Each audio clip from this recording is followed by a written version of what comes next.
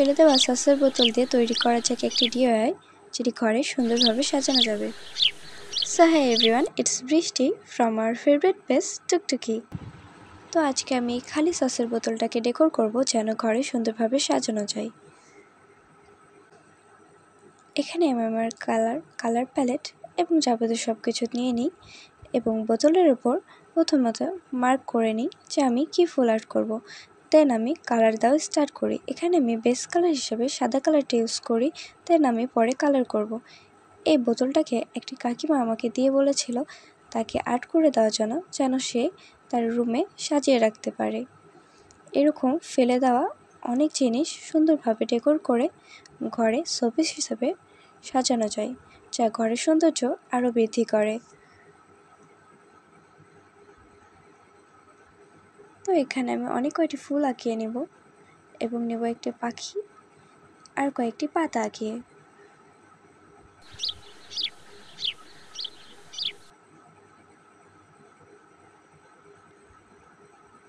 আমি এখানে ফেব্রিক্স কালারটা ইউজ করতেছি, কারণ ওয়াটার কালার থেকে ফেব্রিক্স কালারটা বেস হিসাবে অনেক ভালো হয়।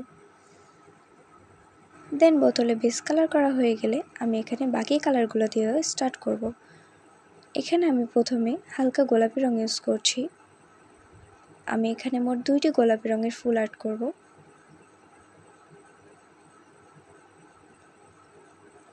আর একটি হালকা কমলা রঙের ফুল আর্ট করব। এখানে আমি কমলা রঙের সঙ্গে হালকা একটু সাদা রং দিয়ে এই কালারটি তৈরি করেছি, যেটা আমি পাখিতে ইউজ করব। পাখিটি আরেকটু সুন্দর হতে পারত, বাট ইটস মাই মিস্টেক। এরপর বোতলের ছোট ফুলগুলোকে আমি ইয়েলো কালার করব, আর ছোট ছোট কিছুটা কলি বানিয়েছি সেগুলোকেও আমি ইয়েলো কালার করব। এখানে বোতলটাকে আরেকটু শুকাইতে দিতে হতো, তবে আমি শুকানোর আগেই কালারটা করা স্টার্ট করেছি, যার কারণে আমার একটু ডিস্টার্ব হচ্ছিল। তবে আপনারা যখন করবেন বোতলটাকে সুন্দরভাবে শুকিয়ে নেবেন। এরপর আমি পাতার কালার গ্রিন দিই, দেন ইটস মাই বটল। এরপর আমি একটু গাঢ় ব্লু কালার এবং স্কাই ব্লু কালার মিক্স করে একটি শেড ক্রিয়েট করি।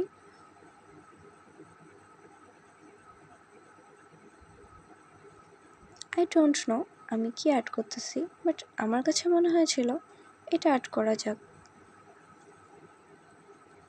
এরপর আমি কালো রং দিয়ে সব কিছুকে মার্ক করব, কারণ কালো রং সব কিছু সুন্দর বাড়িয়ে তোলে, আর মার্ক করার পরে সেটি আরও উজ্জ্বল হয়। আমি প্রতিটি বড় ফুল, ছোট ফুল, পাখি, পাতা সব কিছু মার্ক করব, দেন পাতার শেড দেব। পাতার যে শিরাগুলো থাকে সেগুলো দেওয়ার চেষ্টা করব।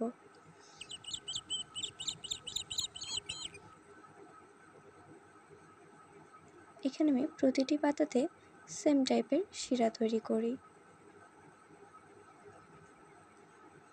এরপর আমি বোতলটিকে আরেকটু সুন্দর করার জন্য এখানে হালকা গোলাপের মাঝে গাঢ় গোলাপি দিয়ে আরও সুন্দর করে শেড দেই। এইটি আরও সুন্দর করে তোলে বোতলটিকে।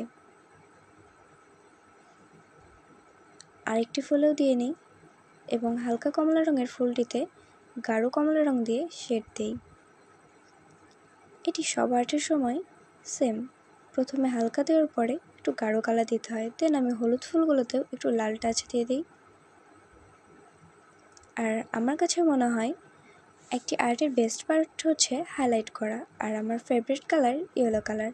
সো এখানে আমি সাদা রং দিয়ে হাইলাইট না করে হলুদ কালার দিয়ে হাইলাইট করি, কারণ এখানে সাদার থেকে হলুদটা বেস্ট হবে আমার মনে হয়। Then final result. এটি এখন ঘরে ডেকোর করার জন্য একদম পারফেক্ট। এটির মধ্যে লাইট দিয়ে দিলে এটিতে দেখতে আরও সুন্দর লাগবে। এখানে বার্নিশও ইউজ করা যায়, যেহেতু আমার কাছে বার্নিশ ছিল না, সো আমি বার্নিশ ইউজ করছি না, তবে এটা এখন ঘরে সাজানো যাবে।